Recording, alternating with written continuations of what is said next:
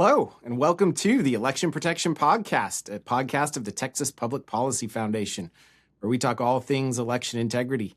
I'm your host, Josh Findlay, and we are joined today by Matt Rooney, the founder of Save Jersey, an incredible resource for information on New Jersey politics.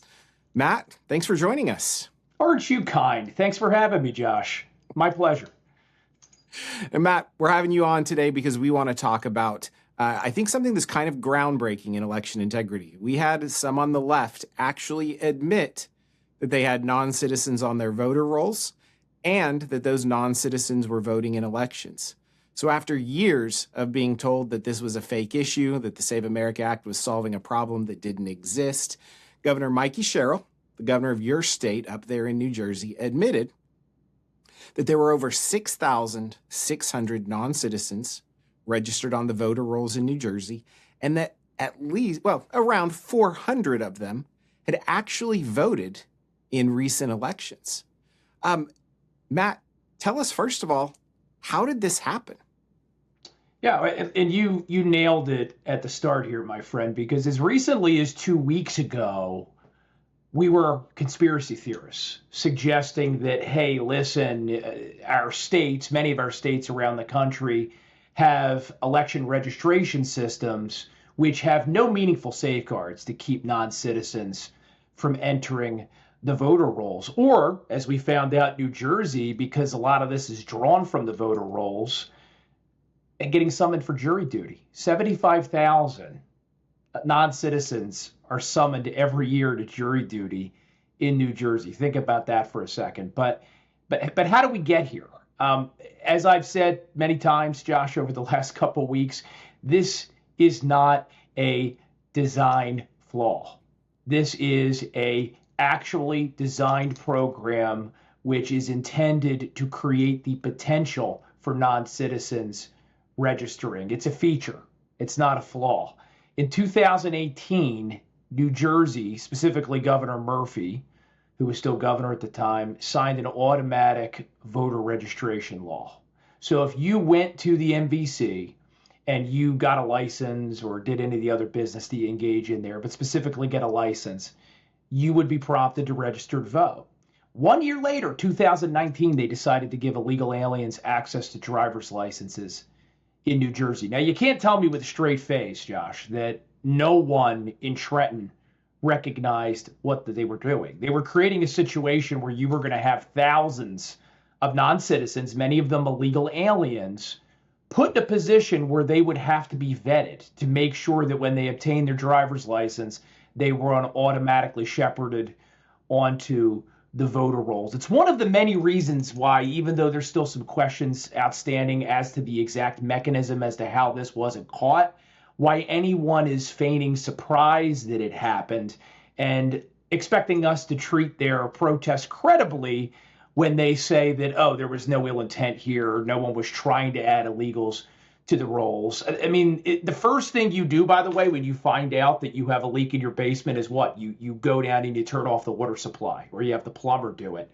As we sit here talking right now in your podcast, Josh, we're still automatically registering people at the MVC. Nobody said, hey, listen, let's pause this until we get our hands around the scope of the problem. So fixing it has now become complicated, even though I know that your organization's come up with some fantastic solutions, and we talk about them at Save Jersey as well. But the mechanism of how we got here, not that complimented. They wanted to get here.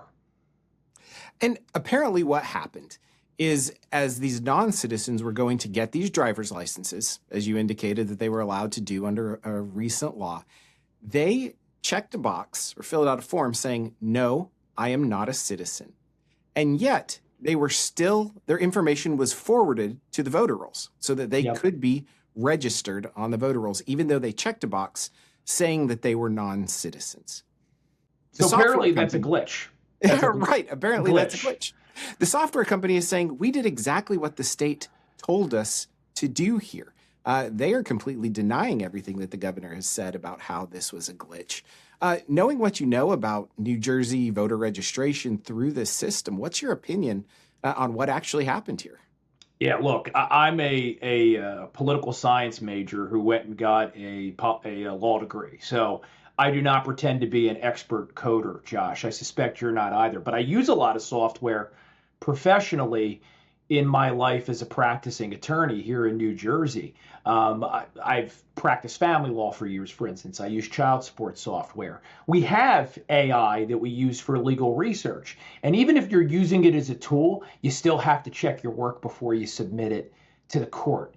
Anyone who uses any kind of software professionally in the legal sphere, the real estate sphere, the medical sphere, knows that these tools do not divorce you from your responsibility to use your God-given brain to scrutinize the outputs that are generated by the inputs.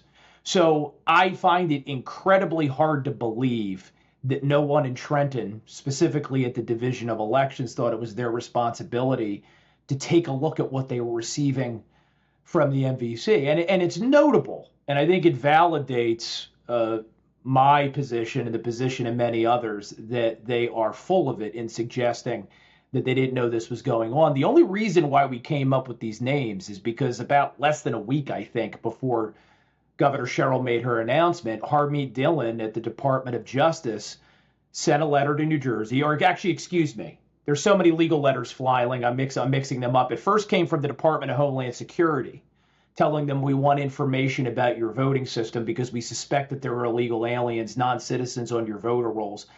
Less than a week later, Josh, they were able to come up with 6,600 improperly registered people, and they were able to figure out that 400 approximately of them had voted. Look how easily and quickly they were able to figure that out. Again, it suggests that this is not something that was a mystery to the MVC or the New Jersey Division of Elections. Let's just call it for what it is. They got caught and were forced to disclose some of it.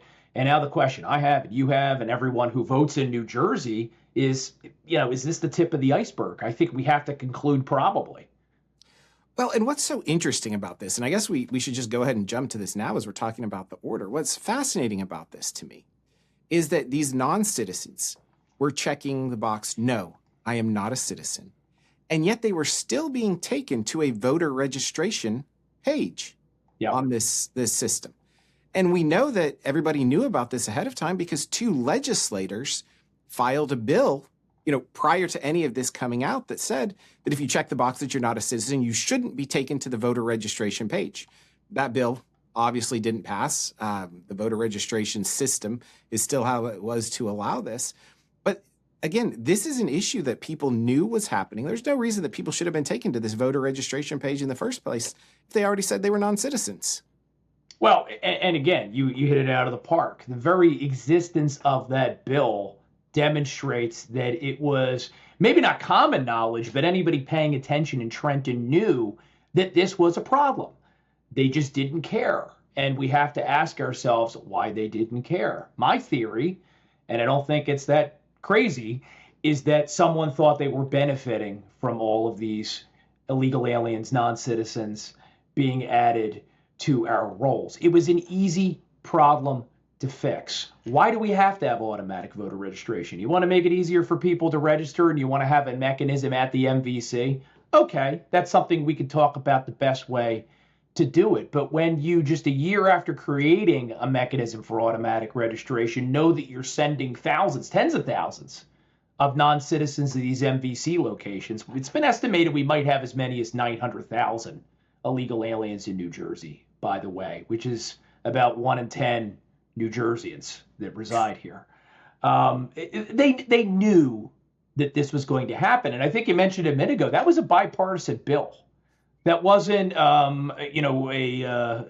minority party proposal, a tinfoil hat theory that was being advanced by a single legislator. There was bipartisan acknowledgement that we were probably signing up non-citizens to vote in New Jersey, and they just didn't care. Again, is that a glitch? Is that a flaw, or is that a feature? Sounds like a feature to me, and one that certainly everyone should be offended by.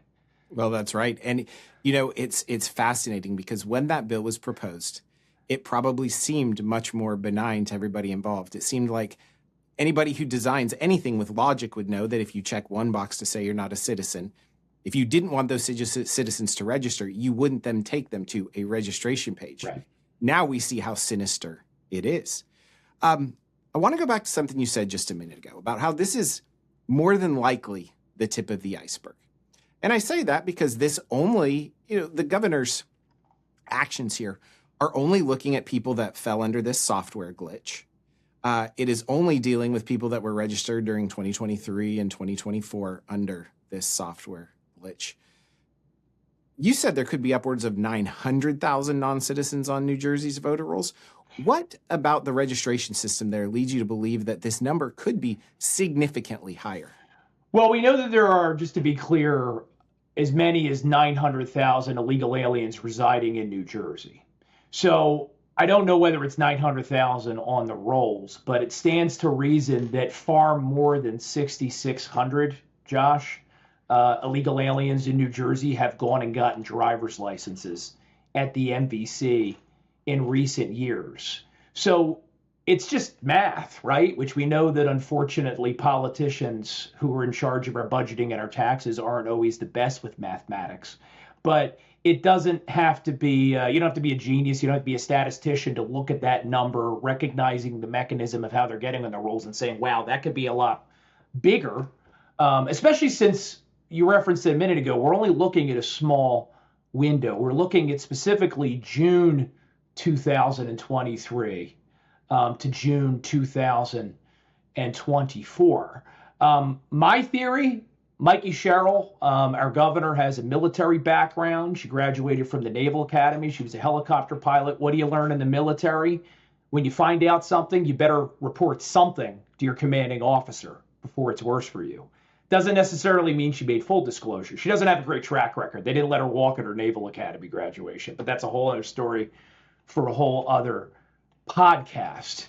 Something else, Josh, in the realm of things we can no longer deny, you mentioned how there's a bipartisan bill introduced by legislators before any of this came to light, which indicates they knew there was a problem.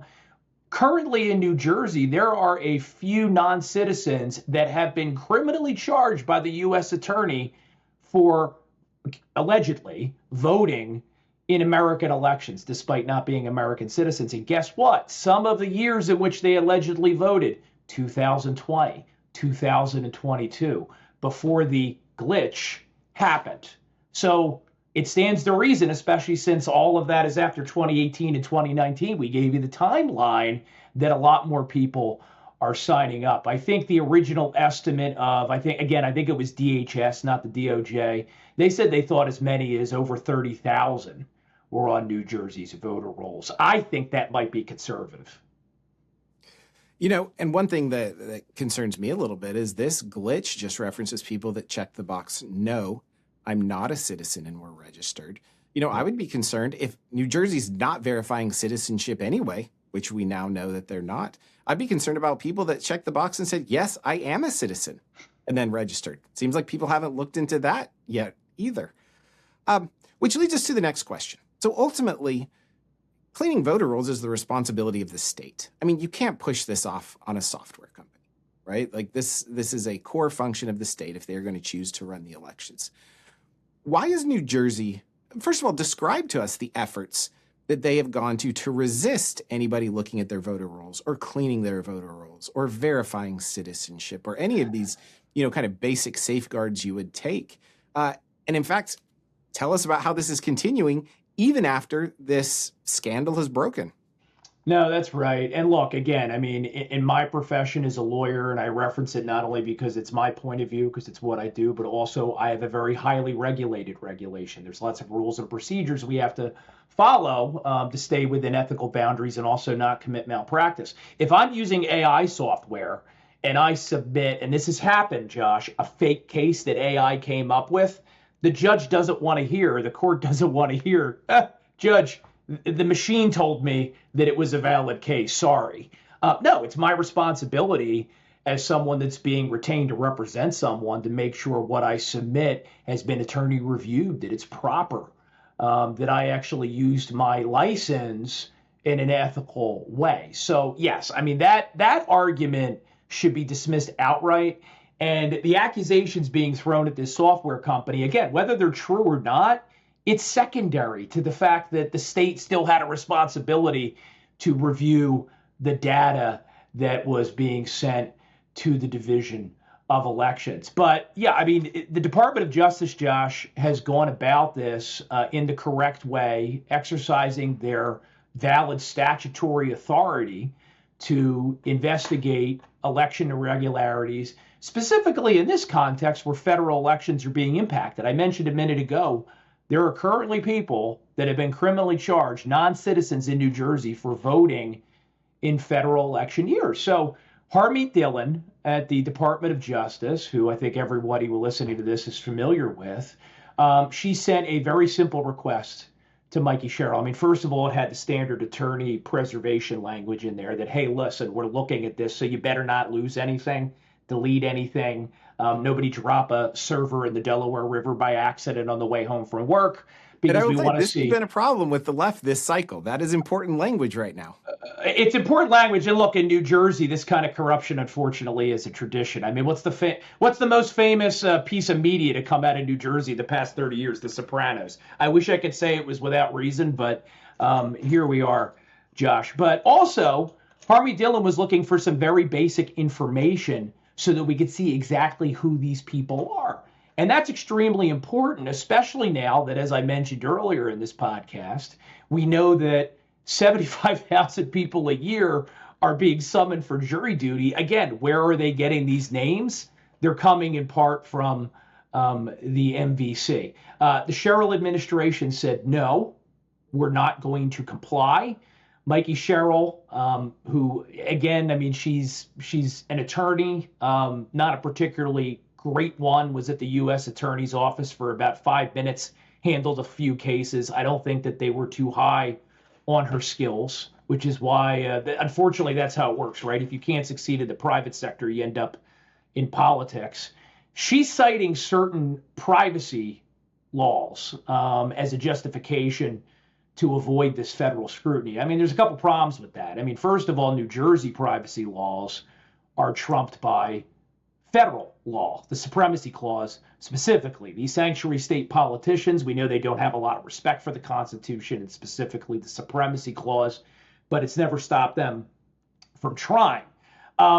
There's also another issue, right? I mean, Congress has specifically empowered the federal government to enforce laws in this area, right? I mean, I think of the National Voter Registration Act as one example. There's the Help America Vote Act. There's the Civil Rights Act. All of these give a U.S. attorney, in this case, the Department of Justice, the ability to intervene when election integrity is a question. So, I'm looking forward to this working its way through the court system, Josh, because, again, our Constitution is pretty clear. We correctly reserve most rights for the people and for the states. We live in a limited government system, but there's a few very specific areas where there are exceptions. And one of them is integrity of federal elections, and the other certainly is immigration. That's exactly right. And one thing about that, these leftist states not wanting to give personal information to the federal government. It's not like the federal government doesn't already have or create that personal information, right? I mean, where do Social Security numbers come from? That's right. They create our Social Security numbers. They create our passport numbers. They have all of our driver's license information. Every time you pass through TSA, you're scanning your driver's license. Every time you file a tax return, you're filling out your residency, your address, your Social Security number on every page. I mean, federal government has access to this already. It just seems like such a fake argument, especially to and it is. That's why it seems fake, Josh, because it is. And look, you and I, obviously, we're two guys that have opinions about policy. We don't hide that, nor should we. But I'm also an attorney, and I care about the facts, right? My hero is John Adams, one of our nation's first great lawyers. Couldn't find a more ardent patriot, but which case in his private practice was he most famous for? Defending the Redcoats from the Boston Massacre. Is that because he approved of what Great Britain was up to at the time? Absolutely not. Very much the opposite. But we recognize that if we're going to have a free country, part of maintaining a free country is having a system of laws. So I'm never going to over accuse, but I also can't be blind to the fact that one of the reasons why we have in the criminal context beyond a reasonable doubt as our standard, it doesn't mean that there could be any theoretical doubt. It means no reasonable doubt. Here, I can't come up with a reasonable explanation as to why at this point you wouldn't supply the information the DOJ has requested unless you are deeply concerned or perhaps even know that this iceberg we're talking about goes miles below the water. Well, there's a lot of investigation that still needs to happen with this. Matt, we're about out of time, but I want to end on one thing. Congressman from New Jersey, Congressman Van Drew, yes, said essentially, he gave a list of questions to the state of New Jersey. And one of the things that he wanted to find out about was, he's not asking for who voted in these elections, but which non-citizens voted, but he did want to know where they voted. Did it have an effect on the outcome of any races? I saw a quote from the Honest Elections Project just the other day that said there were several races in New Jersey that were, local races that were decided by less than 5 votes. It was multiple races. And so, on the one hand, the left is going to say 400 votes isn't enough to swing an election. Well, in New Jersey, that's obviously not true. My question is this. What needs to be investigated still? And what do you think the odds are that that's going to happen in the next, days, weeks, months ahead? The odds that New Jersey, and by New Jersey, I'm referring specifically to state government here, does this of its own volition are low for the reasons we just discussed. Now, I will say this. The other day, Governor Sherril participated in a monthly Ask the Governor session on News 12 here in the Garden State, and she was asked about voter ID, and she said that, I'm open to it, which is a heck of an admission for a politician of the left to make in 2026. So, look, maybe I'm a little too cynical at this point. Maybe the ongoing pressure that is being brought by the citizens, by local governments that are concerned, by the Trump administration will eventually force New Jersey to make more disclosures. But I think if change is going to happen, it's going to come from something like Congressman Van Drew's investigation. It's my understanding they're looking at having hearings coming up in September. They haven't ruled out sending a subpoena to Governor Sherril. And even Mikie knows what a federal subpoena means. I mean, Dr. Fauci is dealing with this right now. If you're going to go before Congress, you darn well better tell the truth. This is deeply serious. You mentioned all of the close races, Josh, that have been decided by just a few voters. It goes up the chain. We had an assembly race that was decided in fall 2023 in Burlington County, New Jersey. That's right outside of Philadelphia, by a little more than 50 votes out of thousands cast. That was after the alleged glitch began in June 2023. So, yes, again, mathematically, statistically, knowing what we know, I will be shocked if the ultimate number of illegal votes doesn't go many times above the 400 that's currently being admitted. I'm sure it's that times at least several. But it wouldn't take many to change the election in that particular legislative district.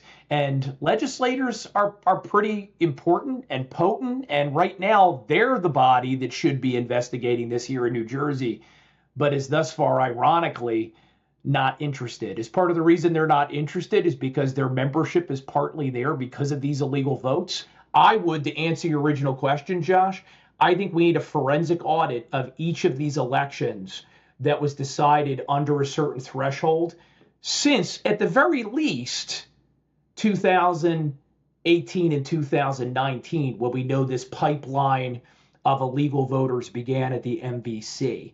Every single one of those races is now called into question. Bring us full circle, my friend. This is not a conspiracy theory. We're just following the evidence that the people that were supposed to be safeguarding this system are now finally admitting to. Well, Matt, and we need to keep talking about this. We need to make sure that it's not swept under the rug like so many other issues that the left says just don't exist. right? I mean, we're finding out now that these really are election integrity issues. For any of our listeners that want to find out more about this, I highly encourage you to visit Save Jersey, Matt's podcast and his website. Matt, where can people find you and find out more information about what's going on with this issue with non-citizens voting in New Jersey? I appreciate you plugging SaveJersey.com. Been in operation since 2008. We are all over every dimension of this scandal. And you also mentioned my podcasts. I have a radio show on 1210 WPHT in Philadelphia, Pennsylvania, every Saturday night, 7 to 9 p.m. Eastern Standard. But it's 2026, so where do people go? They go to the Matt Rooney Show podcast. We podcast every episode, every interview. We've had you on. You've kindly shared your wisdom with us about election security in the United States. Check that out wherever you can find quality podcasts, Spotify, Apple. We're even on Amazon UK, which I'm surprised we haven't been banned in the UK yet. Maybe that's coming. I am blocked by Cory Booker on X, so another thing to aspire to. Well, I have to admit, Matt, I listen to the podcast version and I love it. I appreciate that, my friend. Thanks for having me. Thanks for joining us, Matt. This is Josh Findlay with the Election Protection Podcast. You can find us on YouTube. Check out all of our podcasts. We bring on the greatest and most recent election officials talking about recent stories and the things that are happening in the news. Thanks for joining us.